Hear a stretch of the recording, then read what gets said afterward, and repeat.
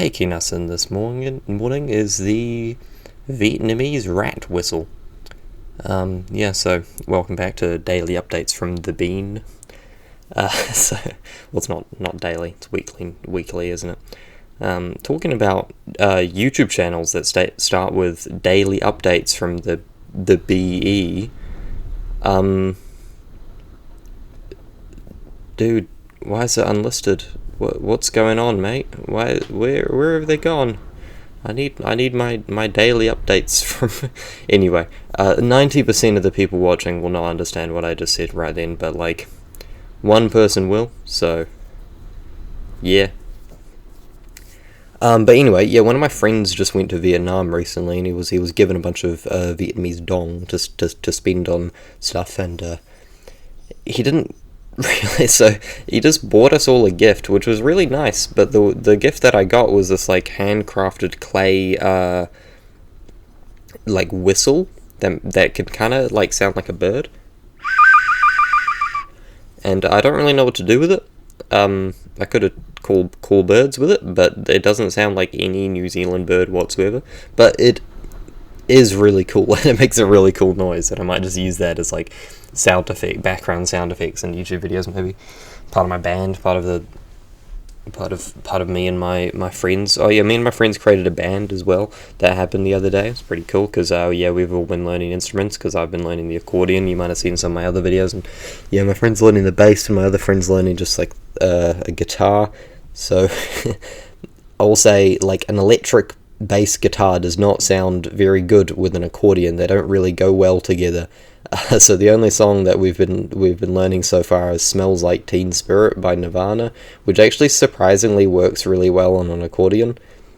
I might play that later. So yeah, that was really cool. We got together. The band is going to be called The Bricks, and our first album that we're working on is called The Best of the Bricks Volume 2, which I just think is a really funny name. And yeah, I'm excited. That's cool. We're terrible. We're all really bad at music, but like, that's kind of the point. So yeah. But yeah, the big thing, which is probably what I'm going to title this video, is the fact that I wrote a play. I managed to watch that yesterday and the day before. I went both nights to watch the play. I'm so narcissistic. I just want to watch it again because it was so good. Was one of the script writers, so I kind of thought I should be there both nights that it was being performed. It's been performed at my school. It's not a big play, and I wasn't the only script writer. There was 3 of us. We were chosen, I guess. Yeah, we signed up to help write the script, but we were chosen out of all the people that wanted to do it. There was and one of them was actually a really close friend of mine, and the other guy is a really chill good dude. So yeah, that was really cool. We got to all work together to create a play for all the juniors at our school. So yeah, every year our school does 2 plays. One for the juniors, one for the seniors, and then every 2 years they do a big one for all year groups, and also other schools as well help to get involved in that one. So and the junior script and also the senior script are always written by the senior students. So yeah, so me and the other script writers, we came up with the idea for a play that's set at our school, but it's a parody of Ocean's 11, and it's called The First 11, which would joke because like Ocean's 11, football stuff, but like and then but instead of like breaking into a like vault or something, they go and they break into the NZQA headquarters and steal the exams for the year. NZQA is the organisation in New Zealand that does all the exams, so they're like cheating. And it was really well received actually on the first night that it was put on. I wrote the script, and then after writing the script, I didn't really actually help very much with showing up to some of the rehearsal stuff, mostly because it was happening on like Wednesdays and stuff when I wasn't really free, but also because they were doing fine without me, genuinely. Like the directors, the students that were student directing it, they were really good, and they actually did a really good job, and also one of the script writers was also one of the directors, so yeah, he could help out a lot. And yeah, the play turned out pretty good. Before we came up with the idea, we were told like two requirements. We had to include a big cast. There had to be room for lots of people, because there's usually lots of people that sign up to be in the school play every year, and that was very true. There was like nearly 30 people ended up being in it. I think nearly, and even like nearly 50 people signed up, but only 30 people like actually continued to want to be a part of it after a few weeks. So yeah, there were quite a lot of extra roles, which is not great, but yeah, we kind of just have to give a role to some of the people. So they ended up being extra roles. It worked quite well for our one though, because the second requirement that we had to have was to have a dance number, and that was, the drama teacher was very persistent that we had to have a dance number at some point, and we had to have some dance. And yeah, so we ended up writing that into the script, that there was a Zumba bit where all the characters get up and dance. Because yeah, so basically the plot of it is that there's like these two students that are planning a heist into the NZQA headquarters, and a lot of the stuff are like very parody of like heist things, so they're always saying like, it's just so crazy, it might work. It's actually quite funny as well. They that line comes up a lot, and there's one joke where they break the fourth wall a bit. They say, why does everybody keep saying that line? This bit has been going on for way too long. And I noticed as I was watching it, the actors looked directly at me as they said that line, which is really funny. But yeah, so then they like collect, half of the play is just like collecting the people for the heist, really. There's like just a lot of scenes of that. Actually, we were given another requirement as well. The other requirement we got was to have very little scene transitions. I talked about this briefly in my last commentary, where I talked about the senior drama that I was in last year. There were a lot of scene transitions, and it really dragged on. So this year they were like, try to have it as few as possible, and we kind of took that into account, but mostly I tried to just make the scene transitions simple, and just to not have that many props and stuff that needed to be taken on and off. And I think that worked pretty well. Like, I think there's a door, and I think there's a chair, and that's the only like props they use in the entire thing. Oh wait, no, there's a table. Yeah, okay, there's also a table. But yeah, apart from that, there's like, yeah, it's pretty simple. And typical thing that always happens with plays whenever I write them, and well, whenever I write anything really, like films and stuff, just the jokes that I don't think are going to be that funny, people laugh way more at, and vice versa. Like, I wrote this line because there's like one character for each like specialist skill, like there is in like heist movie and stuff. There's like a tough guy, there's like a hacking guy who's really smart, there's a camouflage expert, and there are pickpocket twins. There are these two twins, which I actually named after myself. They're called Eddie, and the other one's called Freddie. And they, oh, nearly died there. And they've got like this one line in it where they go, "We're the best under 18 co-working pickpocket twins this side of Alexandra Park." The line wasn't actually Alexandra Park. It was the name of a real location that my school is near. So it was like a joke to do with my school. But then, like, yeah, people just didn't find that as funny. And I don't know why, but for some reason when I wrote that line, I just thought, that line is going to be so good. Like, it's just so, like, they're saying it in a really, like, bragging way. Like, oh, yeah, and we're the best under 18 co-working pickpocket twins this side of Alexandra Park. The line just keeps on going. I also just accidentally said it right then, but whatever. And then, what was I going to say? Oh, yeah, and then that got like no laughs, but then other things that I didn't even write in as jokes, or kind of that I didn't think were that funny, like the whole bit with, there was one of the specialist people was called Cameron Flage. That was his name. His name was Cameron Flage, and he was the camouflage expert. And he like, the whole joke was that like he would just be like standing in the background somewhere, just like disguising really badly as like a tree or something, and everybody wouldn't be able to see him. And Set and props actually changed that a bit. The department, they ended up creating an actual like tree for him that he disguised behind, which also worked just as well. I think it. But then yeah, like I thought that was just a bit typical, and like I feel like that joke's overused in quite a lot of places. But then it actually turned out really funny, and like it's just like when you're writing, you don't really know how things are going to turn out until you see it on stage, and then you understand like, oh yeah, that doesn't work, and so that's why it's quite important to have like directors when you're working on stuff like that. But yeah, Cameron O'Flage's bits were just really funny. They just ended up really well, working really well. Like there was even, because the first night I was there, I was standing quite far back. I was quite at the back of the audience, and I couldn't really see him behind a coat hanger.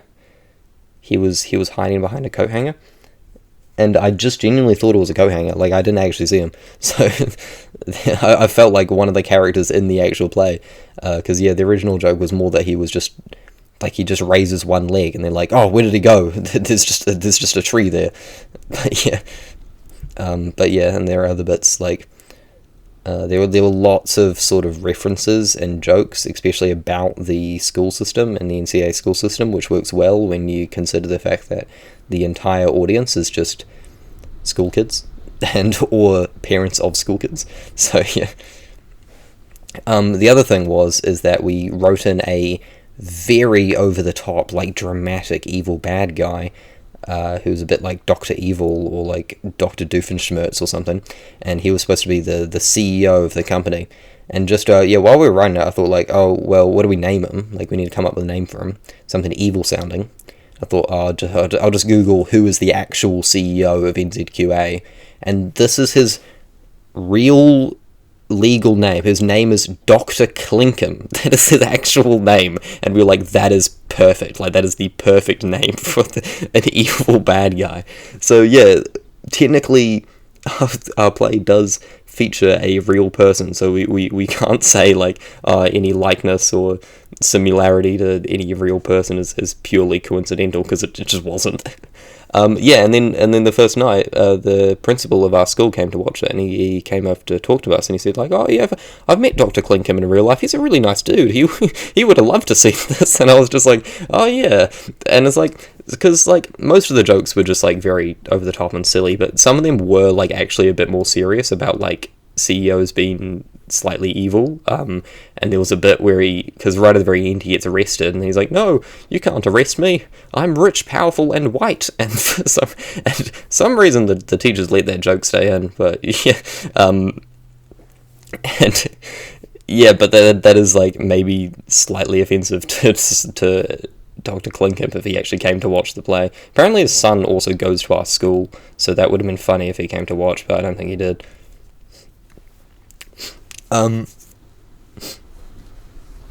Yeah, and then the first night went way better than the second night. I noticed, just the crowd was just like way more enjoying it on the first night, and I think I know the reason, because there's a drama teacher at our school, and she just laughs at everything. Whenever there's a play on, she just laughs way too much, and I think she forces it a bit.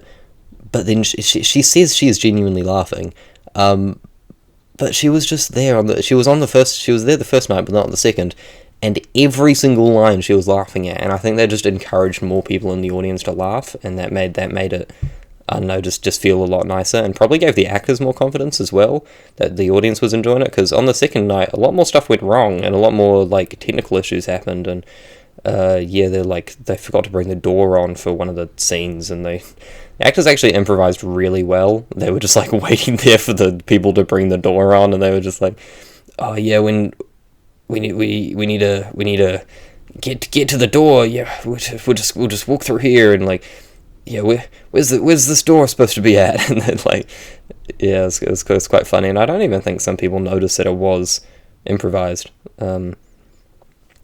Yeah, some of the actors this year were really good. Some of them were. The main characters definitely were. And one of my friend's younger brother was in it, so he came to watch it as well, which was cool. A lot of my friends did as well that are like very into drama. They said they liked it. I haven't actually spoken to them yet after seeing it, but two of them have messaged me about it, so that's cool.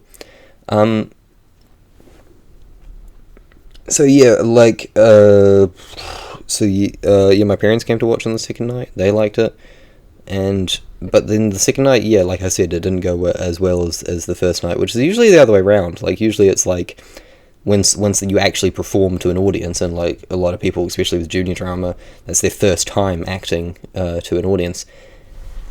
They like are quite nervous on the first night, and it usually messed stuff up. Like that happened when I was a junior and I was acting in junior drama. I remember. I could talk a bit about that. But yeah, this year it was actually more the other way around, which was quite funny.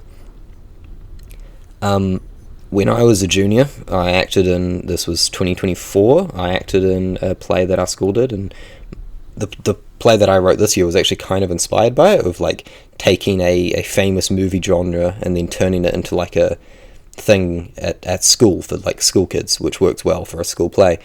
And the one we did in 2024 was actually written in 2020, but they didn't perform it because of COVID. So it ended up getting shelved and getting delayed, and then they finally brought it back out for us, and it was really good. It was called A Mob Mentality, and it was like kind of a parody of like The Godfather, or like sort of Italian mob boss movies, but at our school we're like a group of students is like running their own mafia and forging NCA papers. So yeah, I thought about that. I thought like, yeah, that's a really good style. I want to kind of parody something like that. I actually came up with the idea for this year's junior drama. I came up with it during a drama exam, which is kind of funny. Sometimes I get distracted when I'm trying to do schoolwork, and I just start thinking about random other things, which is probably good. But like, I just came up with the idea for the school play during a drama exam. Yeah, and. So yeah, in terms of other drama stuff that's been going on, the senior drama this year has been written. I would quite like to act in it, because I haven't actually acted in a school play since that one in 2024 with the mafia mob boss thing. And also that's the only school play I've ever acted in. I've done like challenges, like every year there's always a 24-hour play challenge where people get into groups and have to try and create a play in 24 hours. I could make an entire commentary about the 2 times we've done that. That was really fun. That was just actually some of the best 24 hours of my life, other than maybe the 48-hour film competition, which was even better. But yeah, so I'm looking forward to at least trying to act in a school play this year, because I'm not acting in Amadeus, like I said in my last commentary. I'm working on the art for it. Wall update, we have started painting. It is going really cool. The design I can actually see on the wall now, how it's going to look, and it's looking really good. We're doing some more painting of that tomorrow. That'll be really fun.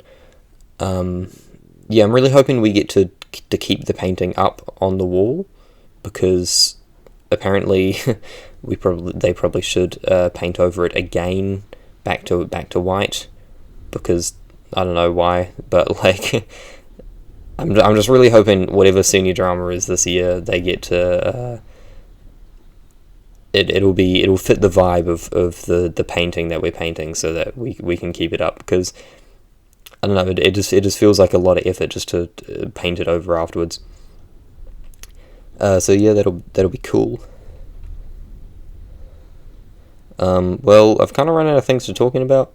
I've got like, how much longer have I got before the speedrun ends? I've got 6 minutes.